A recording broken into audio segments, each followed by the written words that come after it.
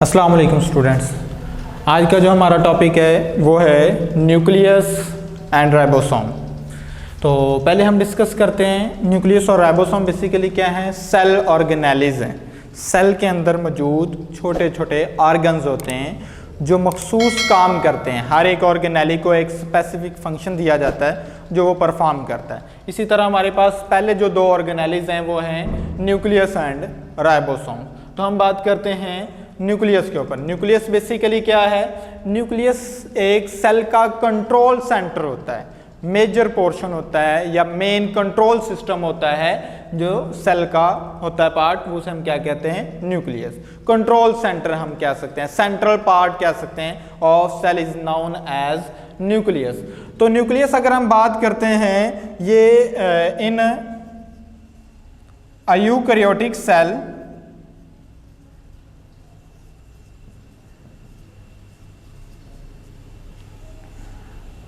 a prominent nucleus is present.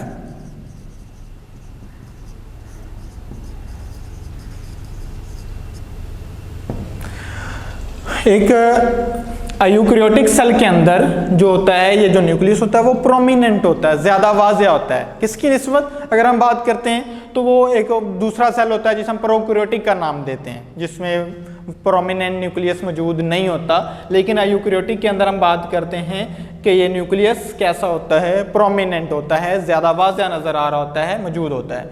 अगर हम बात करते हैं एनिमल सेल में तो हम एनिमल सेल की बात करते हैं। In animal cell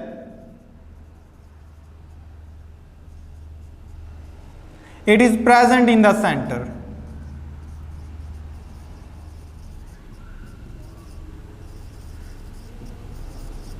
animal cell में ये सेल के बिल्कुल दरमियान में मौजूद होता है, बिल्कुल सेंटर में मौजूद होता है। लेकिन प्लांट सेल में क्या होता है, but in plant cell in plant cells it is present at a side due to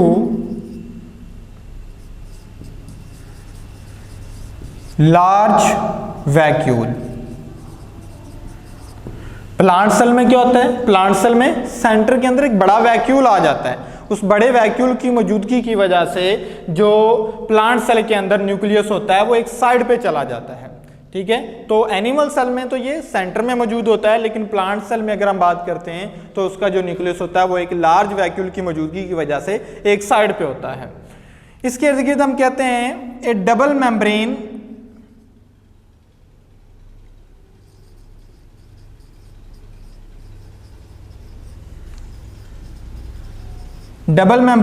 is present outside the nucleus. एक डबल मेम्ब्रेन मौजूद होती है न्यूक्लियस के बाहर, जिस तरह सेल के बाहर होती है इसी तरह न्यूक्लियस के बाहर भी एक डबल मेम्ब्रेन मौजूद होती है जिसे हम कहते हैं nuclear envelope, called nuclear envelope. और इस न्यूक्लियर इनवेल्प के अंदर, इस न्यूक्लियर मेम्ब्रेन के अंदर भी क्या होते हैं, स्मॉल पोर्स होते हैं जो इसको सेमी परमिएबल मेम्ब्रेन बना देते हैं। ठीक है, very small pores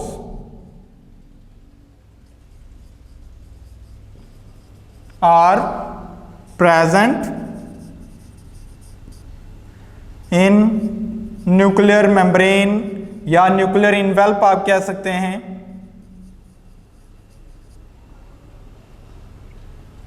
which makes it semi-permeable membrane.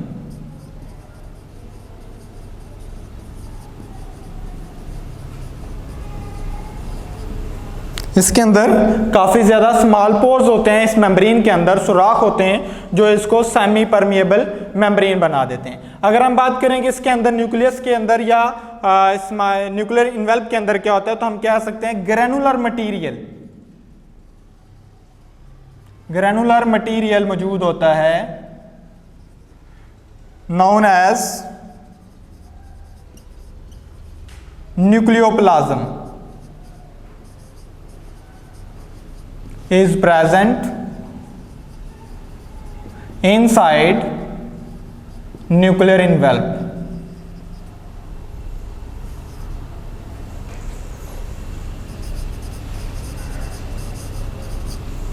इसके अंदर न्यूक्लियर इन्वेल्प के अंदर एक ग्रैनुलर मटेरियल मौजूद होता है जिसे हम क्या नाम देते हैं, न्यूक्लियोप्लाज्म का नाम दिया जाता है। इसके अंदर न्यूक्लियोप्लाज्म मौजूद होता है। और अगर हम बात करते हैं न्यूक्लियोप्लाज्म की, तो न्यूक्लियोप्लाज्म में क्या होता है, न्यूक्लियोप्लाज्म के अंदर आगे मजीद दो चीज़ें मौजूद होती हैं। हम कहते हैं एक या एक से ज़्यादा न्यूक्लियस, यानी एक या एक से ज़्यादा न्यूक्लियोलाई, या और इसमें क्रोमोसोम्स मौजूद होते हैं। दो चीज़ें मौजूद होती हैं जिसमें न्यूक्लियस की अगर हम बात करते हैं कि न्यूक्लियस के अंदर दो चीज़ें हैं। न्यूक्लियस के अंदर दो चीज़ें वो कौन सी हैं, एक तो न्यूक्लियोलाई मौजूद होते हैं, अगर वो एक है तो उसे हम न्यूक्लियोलस कहेंगे, और अगर ज़्यादा है तो न्यूक्लियोलाई का नाम दिया जाएगा। और इसके अलावा क्रोमोसोम्स मौजूद होते हैं, वो भी मैं यहाँ पर लिख देता हूँ कि nucleon is present inside nuclear envelope which contains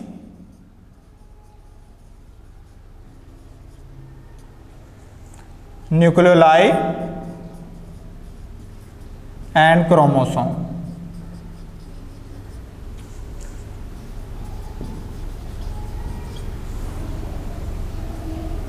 इसके अंदर न्यूक्लियोप्लाज्म के अंदर जो ग्रैनुलर मटेरियल होता है उसके अंदर दो चीज़ें होती हैं। वो दो चीज़ें कौन कौन सी हैं, एक तो एक या एक से ज़्यादा न्यूक्लियोलाई, और दूसरी चीज़ क्या होती है, क्रोमोसोम होते हैं। हम आगे इसको लेके चलते हैं टॉपिक को।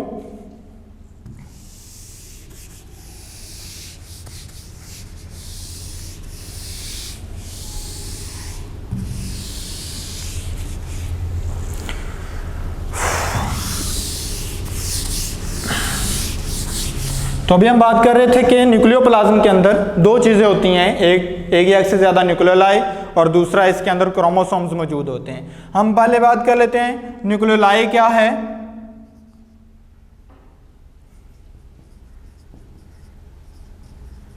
न्यूक्लियोलस की अगर हम बात करते हैं, न्यूक्लियोलस बेसिकली क्या चीज़ है, एक डार्क स्पॉट होता है,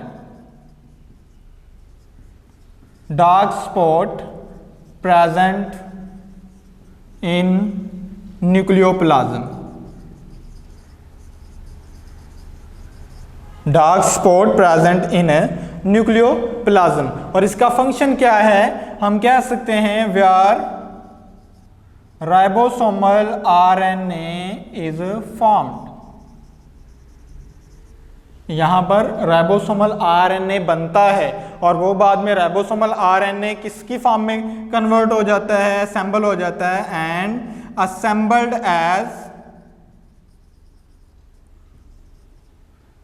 एज राइबोसोम्स।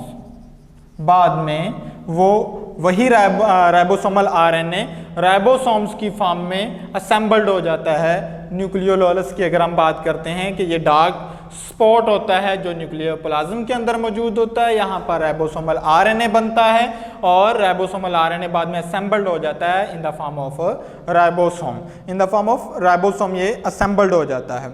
और अगर हम बात करते हैं क्रोमोसोम्स की, जो दूसरा पार्ट मौजूद होता है,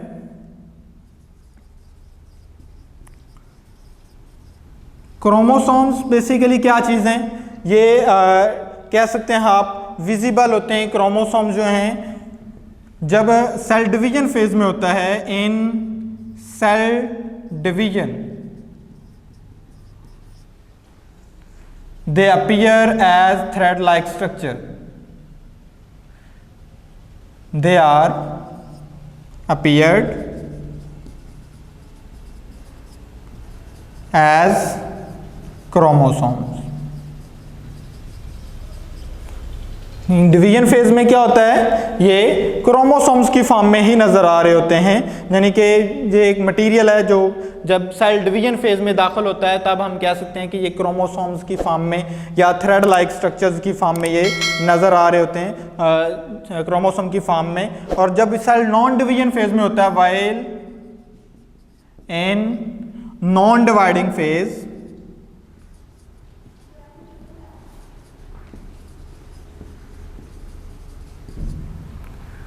it appeared as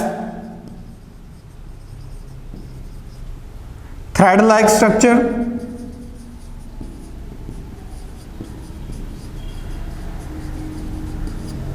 which called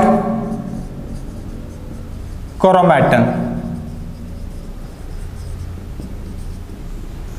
जब सेल डिवीजन फेज में दाखिल होता है तब हमें क्रोमोसोम्स नजर आ रहे होते हैं, और जब सेल नॉन डिवाइडिंग फेज में होता है वही क्रोमोसोम क्या हो जाते हैं जी, थ्रेड लाइक स्ट्रक्चर्स की फॉर्म में नजर आते हैं। उस थ्रेड लाइक स्ट्रक्चर्स को हम क्या नाम दे रहे होते हैं, क्रोमैटिन का नाम दे रहे होते हैं। और अगर हम बात करते हैं क्रोमोसोम्स की, तो क्रोमोसोम जो हैं वो दो चीज़ों पर कंसिस्ट होते हैं। Chromosomes consist of equal amount of protein and DNA. ठीक है, जो क्रोमोसोम्स हैं are compose of deoxyribonucleic acid and proteins. ये दो चीज़ों पर मुश्तमिल होते हैं। They are composed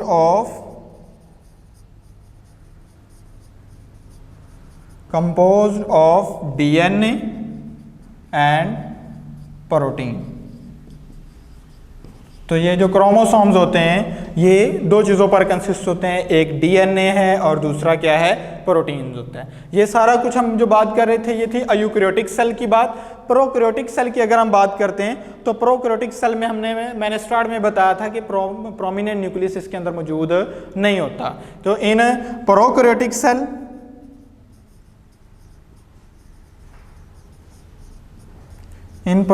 cell a prominent nucleus is absent। इसमें प्रोमिनेंट न्यूक्लियस नहीं होता, वाज़ेह न्यूक्लियस मौजूद नहीं होता। ना ही न्यूक्लियस होता है तो उसकी न्यूक्लियर मेम्ब्रेन भी नहीं होगी, उसमें न्यूक्लियोप्लाज्म भी मौजूद नहीं होगा।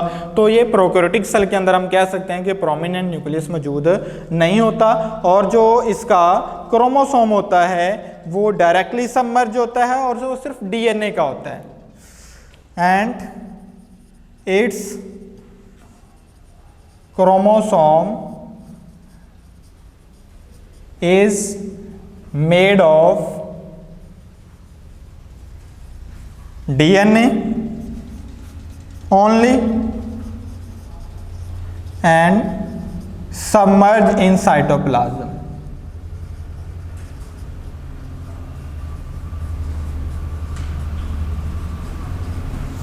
तो इसमें क्योंकि न्यूक्लियस प्रोमिनेंट न्यूक्लियस ही नहीं है तो उसकी कोई मेम्ब्रेन भी नहीं होगी, न्यूक्लियोप्लाज्म भी नहीं होगा, तो हम कह सकते हैं कि उसका जो क्रोमोसोम होगा वो डायरेक्टली सबमर्ज होता है साइटोप्लाज्म में। और ये किस पर कंसिस्ट होता है, सिर्फ और सिर्फ डीएनए पे।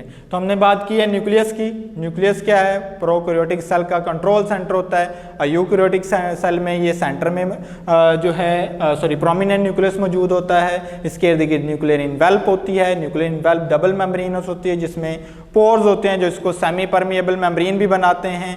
इसके अंदर जो मटेरियल होता है ग्रेनुलर मटेरियल जिसे हमने न्यूक्लियोप्लाज्म का नाम दिया है। न्यूक्लियोप्लाज्म के अंदर हमने कहा दो चीज़ें मौजूद होती हैं, एक न्यूक्लियोलस मौजूद होता है, दूसरा क्रोमोसोम मौजूद होता है।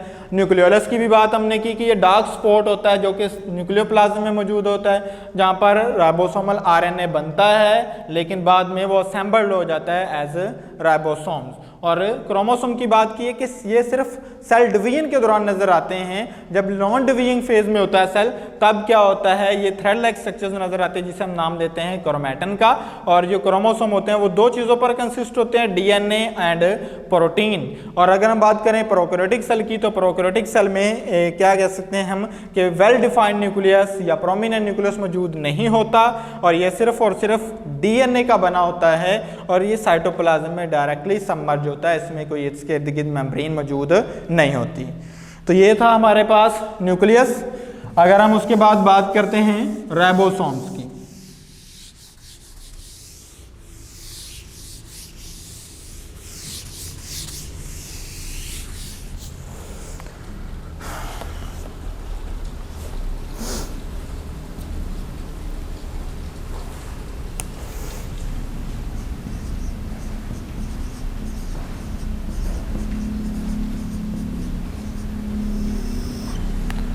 जी नेक्स्ट जो हमारे पास टॉपिक है वो है राइबोसोम्स। राइबोसोम बेसिकली क्या है, हम कह सकते हैं कि ये टीनी ग्रेनुलर स्ट्रक्चर्स होते हैं। Granular structures.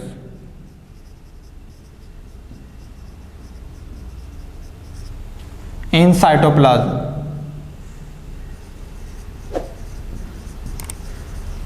साइटोप्लाज्म में हम कह सकते हैं मतलब छोटे छोटे दानेदार स्ट्रक्चर्स, जिसको हम कहते हैं टीनी ग्रैनुलर स्ट्रक्चर्स मौजूद होते हैं। साइटोप्लाज्म में भी मौजूद होते हैं इन फ्रीली फॉर्म, इन फ्रीली फॉर्म मतलब ये आजादाना तैर रहे होते हैं। तो and attach with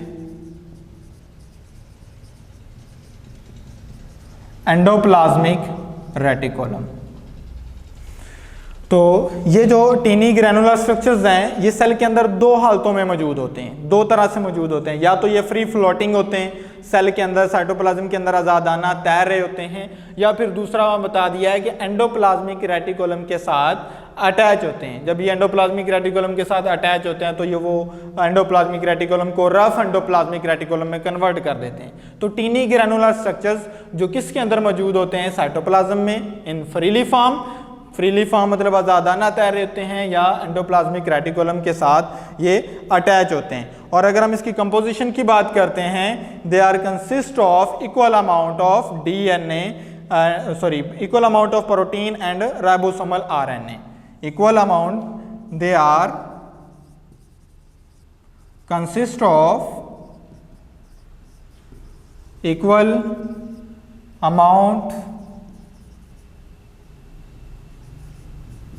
amounts of protein and ribosomal RNA। ये प्रोटीन और राइबोसोमल आरएनए की इक्वल अमाउंट पर कंसिस्ट होते हैं अगर हम इसकी कंपोजिशन की बात करते हैं।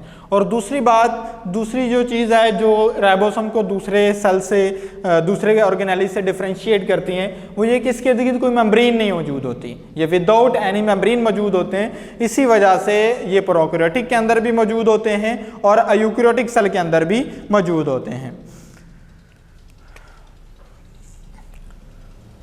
They are without any membrane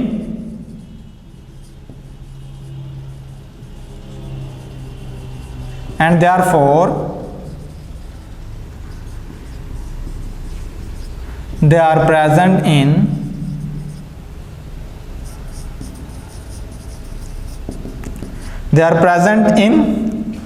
a eukaryotic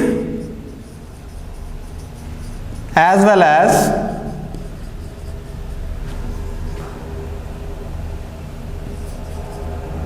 prokaryotic cell।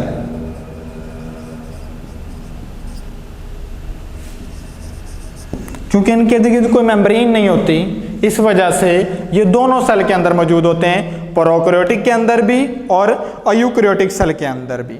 लेकिन एक इनमें डिफरेंस होता है, जो अयूकैरियोटिक राइबोसोम्स होते हैं, अयूकैरियोटिक वाले राइबोसोम्स होते हैं, वो साइज में थोड़े से बड़े होते हैं। किसकी निस्बत? As compare to prokaryotic ribosomes. Eukaryotic ribosomes are slightly larger than eukaryotic ribosomes are slightly larger than prokaryotic ribosome।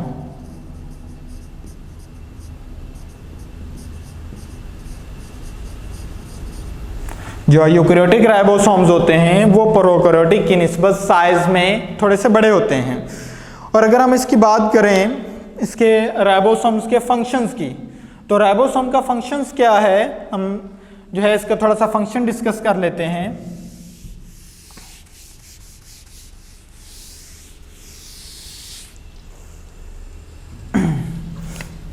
Function में क्या आ जाता है,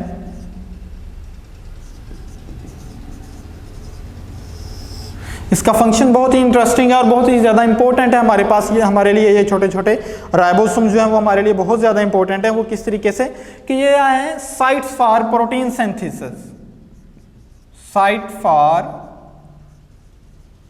प्रोटीन सिंथेसिस। क्योंकि हर एक ऑर्गेनिज्म के लिए, हर एक सेल के लिए प्रोटीन बहुत ज़्यादा ज़रूरी है। इस वजह से ये प्रोटीन सिंथेसिस के लिए हमारे बॉडी के अंदर, हमारे सेल्स के अंदर कौन से ऑर्गेनेलिज्म मौजूद होते हैं? राइबोसोम्स मौजूद होते हैं, क्योंकि हर एक सेल को, हर एक ऑर्गेनिज्म को काम करने के लिए बहुत ज़्यादा प्रोटीन की ज़रूरत होती है, बहुत ज़्यादा एनर्जी की ज़रूरत होती है। इस वजह से हम कह सकते हैं कि हर एक ऑर्गेनिज्म के अंदर, हर एक सेल के अंदर large number of ribosomes are present. बहुत ही ज़्यादा जो है वो राइबोसोम्स की तादाद मौजूद होती है, क्योंकि उसने प्रोटीन बनाना है। तो प्रोटीन बनाने के लिए, ज़्यादा प्रोटीन बनाने के लिए, ज़्यादा एनर्जी के लिए ज़्यादा प्रोटीन की ज़रूरत, और ज़्यादा प्रोटीन बनाने के लिए फिर ज़्यादा राइबोसोम्स की ज़रूरत होती है।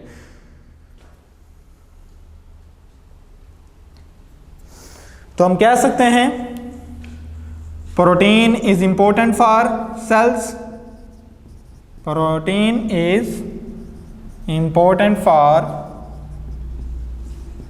for cells, so large number of ribosomes is present in cell। Cell के अंदर जो राइबोसोम्स की फिर क्या होती है? ज़्यादा तादाद होती है। उसकी वजह बता दी है कि क्योंकि सेल को एनर्जी की ज़रूरत होती है, प्रोटीन की ज़रूरत होती है, इसलिए ज़्यादा से ज़्यादा प्रोटीन, ज़्यादा से ज़्यादा एनर्जी के लिए ज़्यादा राइबोसोम जो हैं वो सेल के अंदर मौजूद होते हैं।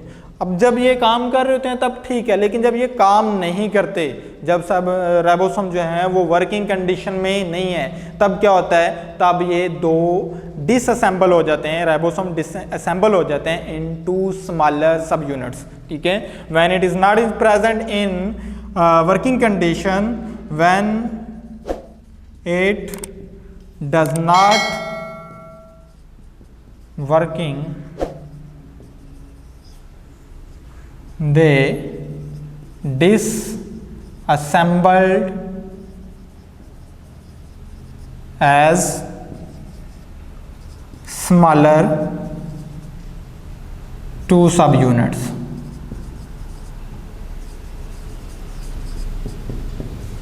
जब ये काम नहीं करते तब क्या होता है? दो छोटे स्मॉलर सब यूनिट्स की फॉर्म में ये कन्वर्ट हो जाते हैं। तो ये हमारे पास था राइबोसोम के तीन ही ग्रैनुलर स्ट्रक्चर्स मौजूद होते हैं दो हालतों में, या तो हम कह सकते हैं फ्री फ्लोटिंग फॉर्म में, या फिर हम कह सकते हैं कि ये एंडोप्लाज्मिक रेटिकुलम के साथ अटैच होते हैं। ठीक है, और हमने इसके बाद बात की कि ये equal amount of protein and ribosomal RNA पर कंसिस्ट होते हैं, इनकी जो कंपोजिशन थी।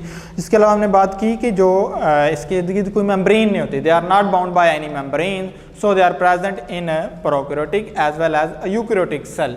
और फिर हमने इसके फंक्शन की बात की। फंक्शन क्या था? प्रोटीन सिंथेसिस, क्योंकि सेल के लिए एनर्जी और प्रोटीन बहुत ज़्यादा ज़रूरी है। तो फिर हम क्या कह सकते हैं कि large number of ribosome is present in cells, बहुत ज़्यादा तादाद मौजूद होती हैं। लेकिन जब ये काम नहीं करता, जब ये वर्किंग कंडीशन में नहीं होता, तब ये डिसअसेंबल हो जाता है, मतलब टूट जाता है। किसके अंदर? स्मॉलर टू सब यूनिट्स के अंदर, दो छोटे सब यूनिट्स के अंदर।